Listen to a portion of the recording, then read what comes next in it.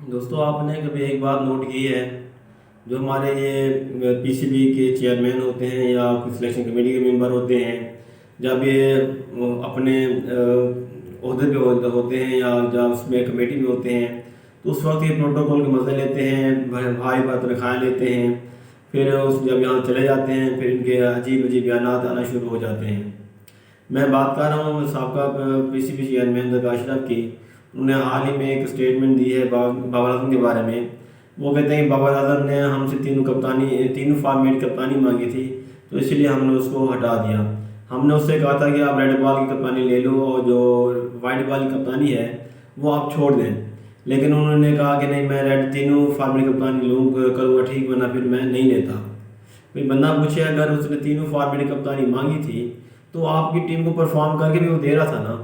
تو آپ یہ دیکھیں کہ آپ کی جو تینوں فارمیٹ جو ایوریج ہے ان کی میچ کپتانی کی، وہ تقریباً 50-60 کے قریب ہے، تو پھر وہ تینوں کی کپتانی کیوں نہ کرے بھائی؟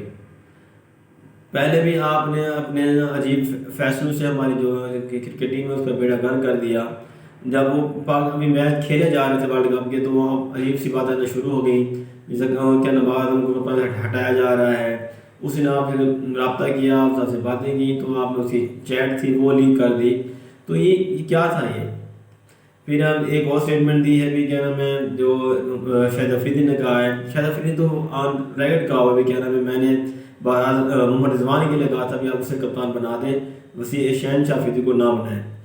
اور اب وہ جو زکوٰۃ اشرف نے اسٹیٹمنٹ دی ہے کہ شاہد افریدی نے مجھے کبھی نہیں کہا کہ محمد رضوان کو کپتان بنایا جائے، الٹا اس نے اپنے شہنشاہ افریدی کی ہی فیور کی تھی۔ اب پتہ نہیں کون سچا ہے کون جھوٹا ہے۔ اگر زکوٰۃ اشرف کی بات کو مان دیا تو پھر شاہد افریدی جھوٹ بول رہا ہے، اگر شاہد افریدی کی بات یقین کرتے ہیں تو پھر زکوٰۃ اشرف جھوٹ بول رہا ہے۔ تو پہلے آپ دونوں ایک دوسرے سے ملیں اور پھر آپ نے جج کریں کہ آپ دوسرے کے ساتھ کیا بات ہوئی تھی اور کون سچا ہے کون جھوٹا ہے۔ اب یہ تو حال ہے ہماری کرکٹ کا، پتہ نہیں آپ وہ ایسی باتیں کیوں کر رہے ہیں۔ آپ دوبارہ سے بار میں کپتان بنایا گیا ہے، پھر یہ باتیں آنا شروع ہو گئی ہیں۔ پہلے سے ہی ان ٹیم کا مورال جو ہے وہ ڈاؤن ہوا ہے، گروپنگ کی باتیں آ رہی ہیں، اوپر سے پھر ایسی باتیں آنا شروع ہو جائیں گی، تو پھر کیا ہوگا ان کا؟ بابر اعظم کو کپتان تو بنایا گیا ہے، آپ کو پتہ نہیں وہ کس طرح تمام کھلاڑیوں کو لے کے چلتے ہیں، کس طرح اپنی پرفارمنس کو اور ان کی پرفارمنس کو بحال کرتے ہیں۔ تو ایسی باتیں کرنے سے ٹیم کا مورال جو ہے وہ ڈاؤن ہو جائے گا، اور اوپر سے ہمارے ملک کا امیج جو ہے وہ خراب ہو جائے گا۔ تو میرے خیال میں ایسا نہیں ہونا چاہیے۔ ہمیں کسی نام سے یا کسی سے بھی بندے سے توقع نہیں ہے کہ بات تو نہیں ہے، بلکہ ہم چاہتے ہیں کہ ہماری کرکٹ اچھی ہو، جو بھی ہے اچھا کھیلے، پاکستان کے لیے کھیلے اور اپنے ملک کا اور اپنا نام روشن کرے، بس۔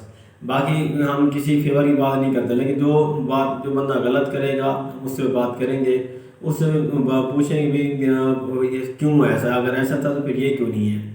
تو ایسی باتوں سے اجتناب کرنا چاہیے۔ اگر کوئی بات ہوئی ہے آپ لوگوں میں تو وہ آپ اس کو کرنے کا کوئی فائدہ نہیں ہے۔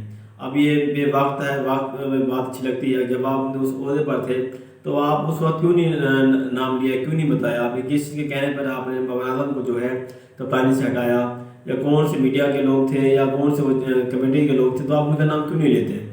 بس اب تو جو ہونا تھا سو ہو گیا ہے۔ اب تو اتنا ہی، ملتے ہیں اپنی نیکسٹ ویڈیو۔